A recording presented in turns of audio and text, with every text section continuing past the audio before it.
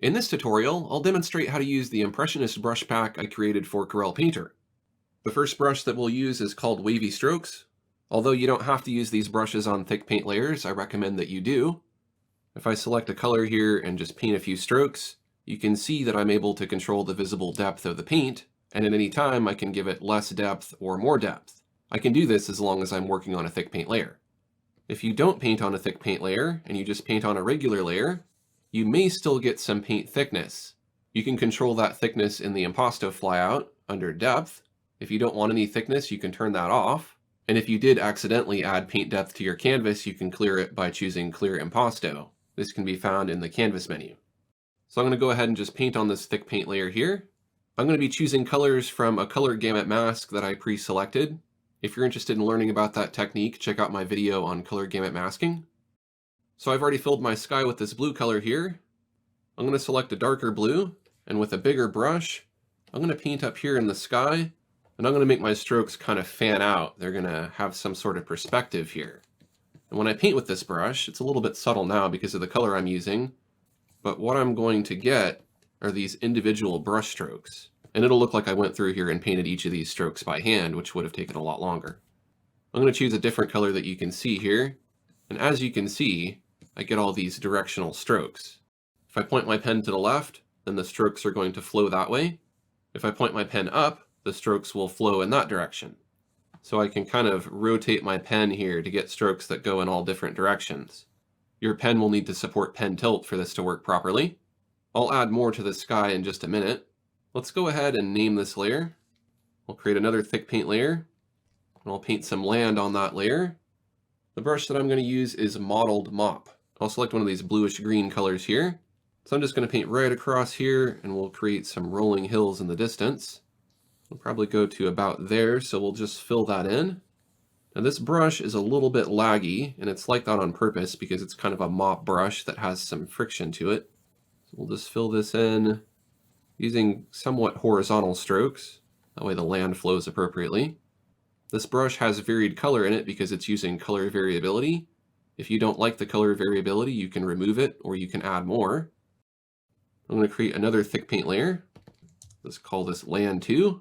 Let's make our color a little bit more blue, and we'll make our brush features larger, and we'll put in some trees in front of that.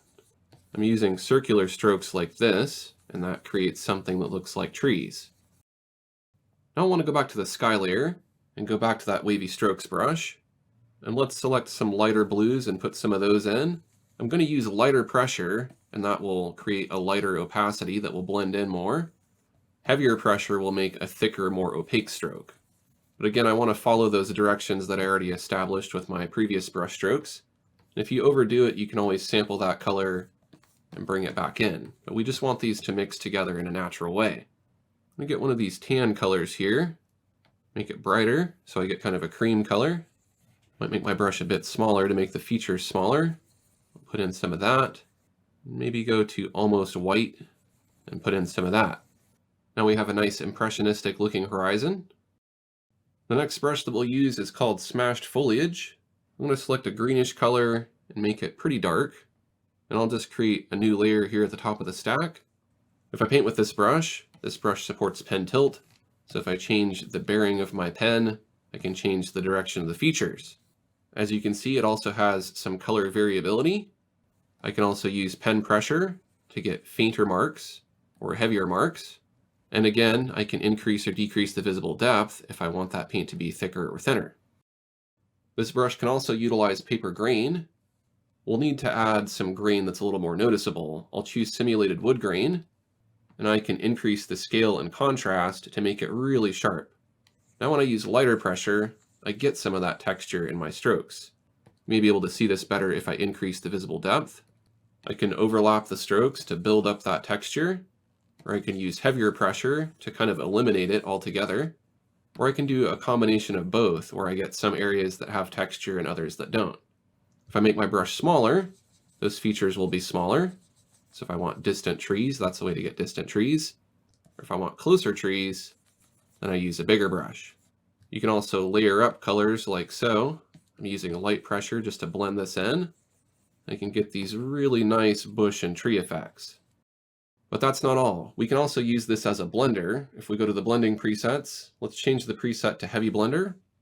And now what I want to do is go to the land layer, and with a smaller brush, I just want to blend some of that. Now you might also get right along the edge here and let that create some distant trees. But don't blend away all the details, keep some of them there. If we no longer want this to function as a blender, we can just reset it. I'm going to go to the land 2 layer. I'm going to sample this darkest color, get a bit more blue and a bit darker, and with a smaller brush, I'll enhance the top of a few of these trees. And this might make more sense if I add something in the foreground here. So I'm going to call this layer water. I'm going to make a selection just to kind of trap this in here. From right about here, I'm going to have a little water feature that comes out. And inside of this, I'm going to paint with the rippling water brush.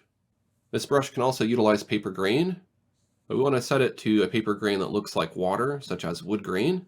You can adjust the scale here so that it looks like an appropriate scale, and you may want to play with the contrast as well. I'm going to sample some of these colors from the sky and put that in. All I need to do is just kind of paint side to side here, and I'm going to create this really nice rippling water effect. Light pressure is going to get more of that paper texture. Heavier pressure is going to cover it. So we just want to match our sky, but have it be flipped upside down. So we'll get some of all these different colors and put them in. We want to put in some of these reflections too. I'll deselect that selection of the water. Let's go back to the land 2 layer and the smashed foliage brush. And I want to continue using that as a heavy blender. I'm just going to fade the bottom of these trees down a little bit. Now I'm kind of rushing through this for demonstration's sake, so you'll want to spend more time on your painting than I'm spending here. But this just gives you an idea of how you can create a tree effect. To help those look more like trees, let's create another thick paint layer. Call this Trunks Far. I'm going to use the thick liner brush. I'm just going to get a gray color. And if we use light pressure, we can create really thin trunks. This brush tapers really nicely, so if you use heavier pressure, you get a thicker line. Lighter pressure gives you a thinner line, and you can get everything in between. But if I make one really thick line here, you can see that I can add thickness to it, and I can easily create a highlight and a shadow. So now when I create these trunks, I don't have to bother adding that stuff. You can change the direction of the lighting by going to Canvas Surface Lighting. This is something that you'll probably want to set up ahead of time, because once you change this lighting, it's going to make your overall painting lighter or darker. So if you're going to move the light to the other side, just try to get it about where it was before without ruining your painting. You can always adjust your lighting later if you need to. Another tip is you can go to simple lighting, and you can just move it right over to the other side like this. So we'll go ahead and move it so the light's coming from the right. Keep in mind that when you establish your lighting, you're going to want to maintain that. So from now on, I need to make sure to shade everything over on the right. Another thing to consider is that if you flip your canvas, the lighting on thick paint layers is going to remain fixed. However, if I flip this back and I convert this thick paint layer to a default layer, the lighting on it is no longer dynamic. So if I flip my canvas now, the lighting is going to change because the lighting is fixed or baked into that layer. We'll do some undos here. So on that trunks layer, we can add some distant tree trunks here, and they have really nice highlights and shadows. And try to imagine that there's all these different layers of trees back here. There's all these details that were created with these impressionist brushes automatically, and so just go with those. This bottom area I'm leaving kind of intentionally misty. We can also use this brush to create a waterline. I want to give it a little bit of visible depth. And with this really light sky color here and really light pressure, we can just go right along the edge. We'll get these water lines that have a bit of thickness to them. Holding shift will help you make straight lines so that your water lines stay kind of straight. Now if the trunks or the water lines are a bit too thick, again you can go back and you can adjust the visible depth. So we can make those a bit thinner so they look more distant. And create another layer above all the other layers. I'll add some land to the foreground now. I'm going to select soft grass. I'll choose a dark blue-green color. This is another brush that recognizes pen tilt, so I can have grass that goes to the side, or grass that's straight up and down. Lighter pressure creates lighter grass that's a bit fainter and more distant. Heavier pressure creates thicker grass, so I can create kind of a perspective effect. I'll keep my pen kind of upright like this, and paint in some grass that goes all the way down here. And I'll just fill that in. If you want the grass to be larger, just make your brush larger. And then choose a lighter color for the grass. turn on Preserve Transparency, and just highlight that grass a bit. Now keep in mind the light is still coming from over on the right, so I want to have my light concentrated mostly over there, and then shadows on the far side. Behind that layer, let's create another thick paint layer.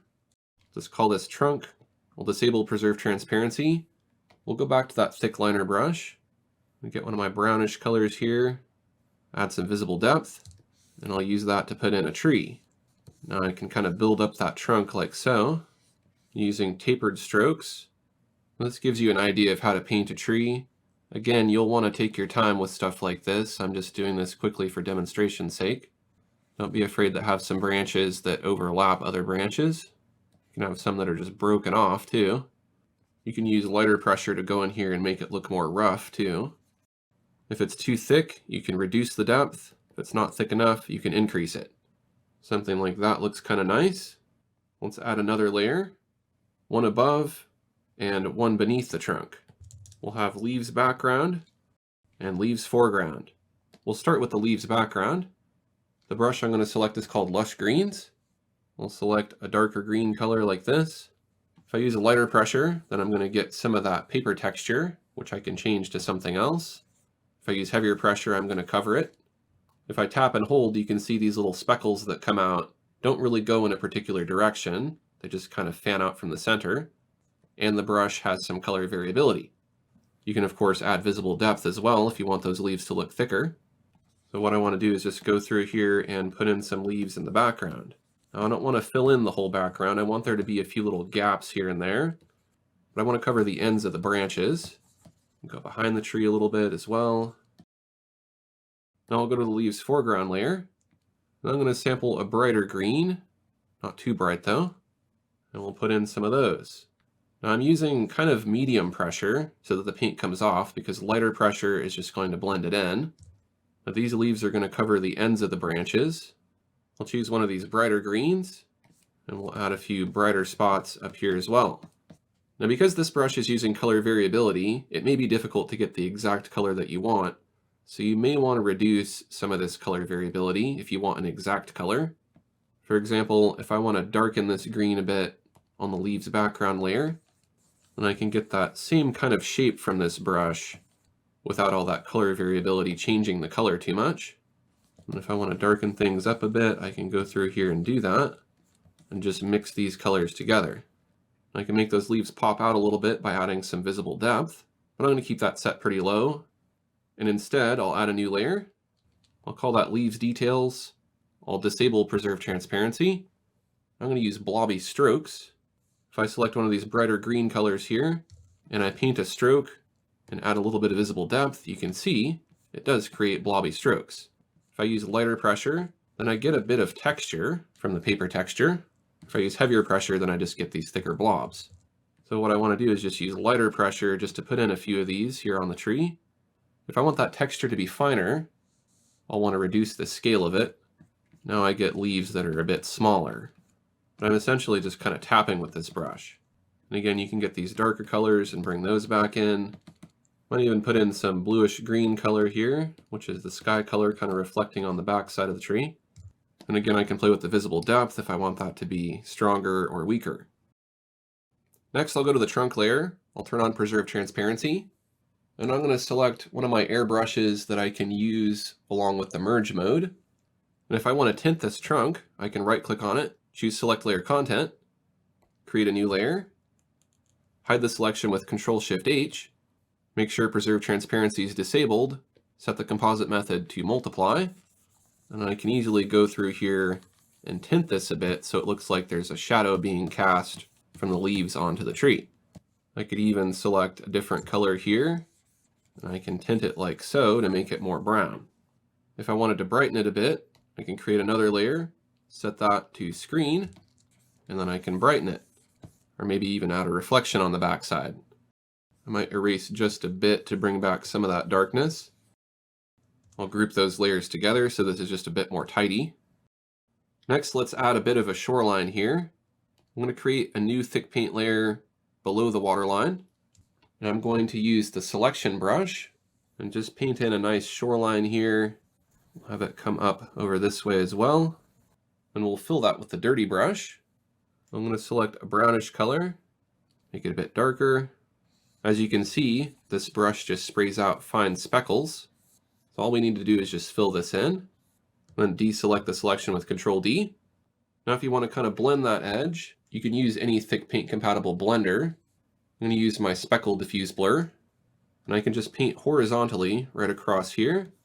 That'll help make that edge look a little bit more liquidy. We can make that sand look a bit flatter. If I zoom in, you might be able to see that better. Let's create a new thick paint layer. Call it Stones. And we could use Blobby Strokes. We'll add some visible depth. And we could use Blobby Strokes to put some pebbles on the beach. Very light pressure here. Or we could use Thick Liner. Select a lighter, more grayish color like this. And we could put in some bigger rocks like this. As you can see, they automatically have their highlights and shadows. We can also go to that waterline layer, and we can put in some waterline here right along the edge. I'll create a layer beneath the land foreground. We can also just put in some little twig-like things, or if you wanted to add in individual grass blades, you could do that. Again, I'm just showing you a few strokes for demonstration's sake. I would obviously spend more time doing this and have it look more realistic. There's also sharp bristles, which you can use for the same effect. Maybe hard to see these, but you get these multiple bristles at once. I'm going to delete that layer. There's also messy grass. This creates a different grass pattern, but we could use this to add some detail to the grass as well. And then just so this video isn't too long, I'll just quickly show you the remaining brushes here. There's Fluffy Cloud. I can use this to put in a nice fluffy cloud. Heavier pressure gives you thicker, lumpier, more cumulus looking kind of shapes. Lighter pressure gives you thinner, wispy clouds. And then you can, of course, add depth to these if you like. The next brush is Hatching. This creates a really nice hatched pattern. So if I wanted to add texture to something, maybe on the ground or wherever, I could do that. Messy Hair creates a messy hair effect. You might want to use this for fur, or you could probably use it for lots of other types of objects as well. As you can see, I get this curly effect. And I'm just doing these circular strokes. The hair is intentionally kind of hard to control so that you get a really random pattern. If you don't want as much depth, you can reduce the depth until you get something that looks kind of more realistic. If I layer it up, you can see how realistic it begins to look. You might even be able to use this for clouds in the sky and things like that. And last but not least, here's Wavy Glow. This is a glow brush, so you'll want to start with a darker color. And this brush does not work on a thick paint layer. But essentially what you can do is build this color up to a lighter color by overlapping it.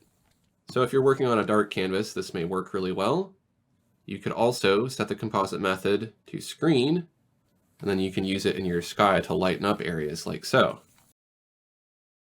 So that was a demonstration of all the brushes. Obviously I'd need to spend a lot more time on this, go in with my blenders and other brushes. I'm not going to do that here, but I'll show you an example of a painting I created with this brush pack that I spent a little more time on.